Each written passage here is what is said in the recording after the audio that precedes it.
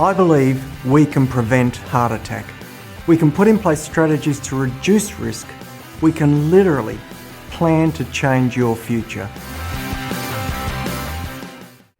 Welcome, my name is Doctor Warrick Bishop and I'm a cardiologist, an author, a keynote speaker and CEO of the Healthy Heart Network. I'm all about trying to help people live as well as possible for as long as possible, and that includes heart attacks, which impact Australia enormously. We're talking a heart attack almost every 10 minutes and over 20 people per day dying from a heart attack in Australia. That's on a backdrop of over 9 million people globally being impacted. The sad truth is many of these could have been averted if only we knew what to do. Well, this podcast is all about that. Weight, blood pressure, cholesterol, general health, and driving in at health literacy. I'm on a mission to help not just prevent heart attack, but improve general health on a global scale. If you enjoy this podcast, I would be honoured if you could give it a 5-star review and share it with your family and friends. It may even lead to saving someone you love. Pablo Miller, good morning to you on the phone. He's a practicing cardiologist. He's been on Mining HQ before, best-selling author, keynote speaker. We welcome Doctor Warrick Bishop. Good morning to you. Good morning, Chris. Thank you for having me. Great to talk again. We're going to lead in this morning with cholesterol, which obviously can be a factor to heart problems. Do you want to give us the background on the cholesterol side of things?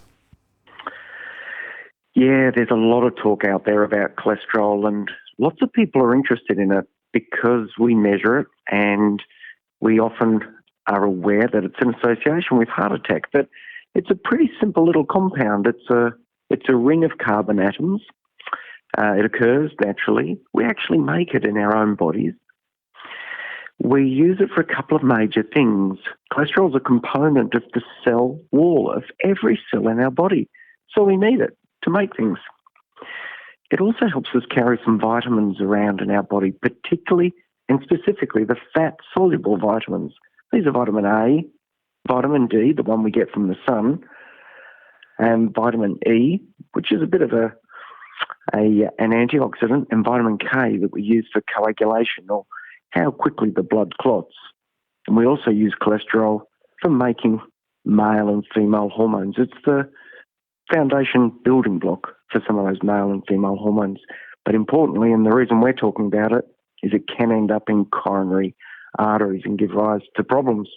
So there you go, cholesterol in a nutshell. Would there be any warning signs about a potential problem without having that checked? Look, that's a really good question, Chris. What we find is that as cholesterol builds up in the arteries, it can build up gradually, and as it builds up gradually, if it causes a narrowing in the artery, then that person may get symptoms from lack of blood flow if that narrowing is too tight. So they walk up a flight of stairs and feel some tightness in their chest. But that cholesterol, before it gets to that tight, can be unstable. And the very scary thing and the interesting thing about what we find is that about 40% of heart attacks, 40%, so nearly half, occur in arteries that are not narrowed prior to the time the cholesterol plaque ruptures and a clot or a thrombus closes that artery off. So for 40-odd% of people, they have absolutely no prior warning that there's a build-up of plaque in their arteries that may rupture and may block blood flow. So I would assume the other side is regular checks with your doctor to see how things are going, and being aware of your diet's a big factor. Look, there's a lot of associations, Chris, and it's really important to look after cholesterol, look after diet and exercise. These things are really important. And, of course, things like blood pressure, smoking, being overweight, sugar or risk of diabetes and so on. But one of the things, and we might have talked about this before, one of the things that's extremely important is to understand the difference between association and causation. And using cars as an analogy or as an example, you and I would agree speeding and alcohol are closely linked to car accidents. But if we think about it, they're not causative, because every time someone speeds, they don't crash, and every time someone has some alcohol, they don't crash. And the reverse is true. People who have not been speeding and people who have not been drinking can have a car accident. And the problem with all this is it's the same with us. We can do all the right things, and unfortunately, we can still have a heart attack. We can do all the wrong things and surprisingly not run into trouble. And I bet there's people listening to this who know someone who's fit and well and appeared on the outside to do everything right, but still had a heart attack. This is Mining HQ. We're talking to Dr. Warrick Bishop. We're going to take a break, and then we'll come back and we'll talk about assessing heart risk using a scanning method. Mining HQ this morning, talking to practicing cardiologist, Dr. Warrick Bishop. Dr. Warrick, the virtual heart check, this is something we can do for ourselves online? Well, look, Chris, what I realised was that time's precious these days and there's always barriers to maintenance. All of us are busy putting out fires rather than, if you like, clearing the shrub and the undergrowth from around the house. So for hearts, it's exactly the same. What I find is that people just don't have the time to put in the maintenance that they need for their heart health.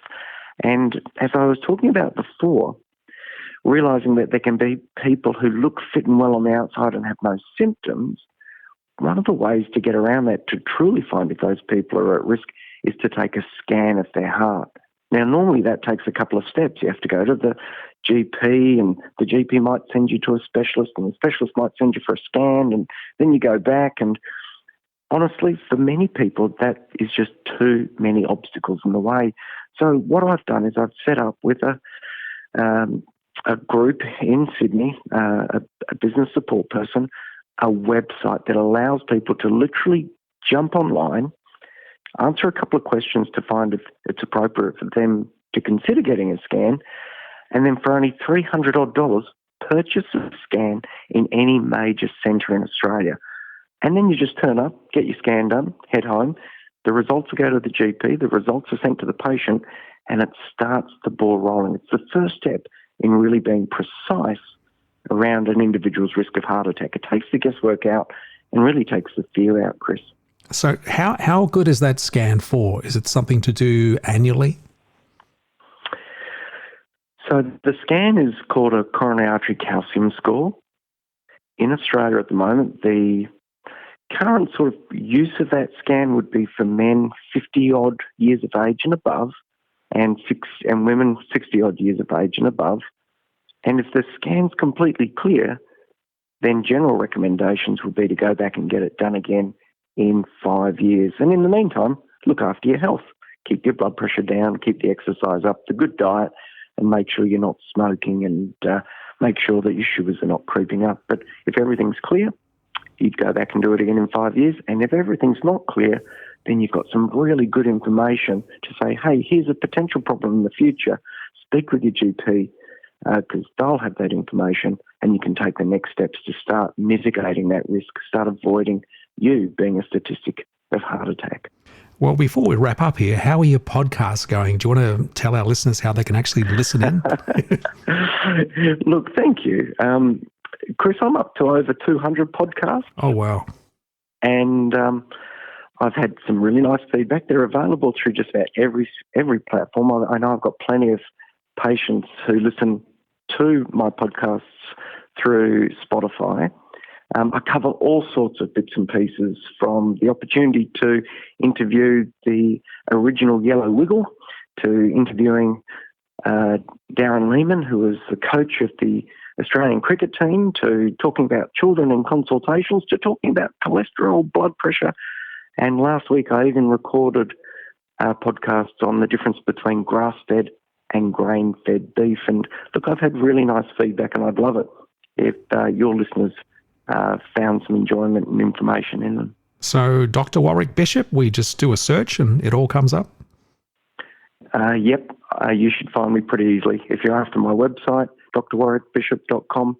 If you're after the virtual heart check, simply put in virtualheartcheck.com.au. And if you're after my podcast, go to your favourite platform, whether it's Apple, or Spotify. Search me, subscribe, and if you enjoy it, please give me a 5-star rating. And if you don't enjoy it, just keep that to yourself. Join the Healthy Heart Network and become part of our growing community. Do you want to know more about your heart health and know more about your risk of heart attack? For $5, get lifetime access, valued at over $55. The Healthy Heart Network has been designed to support and help you understand your risk of heart attack, your risk level where you are right now, and the positive steps you can take to reduce that risk. Check it out at www.healthyheartnetwork.com and press the Join the Family button.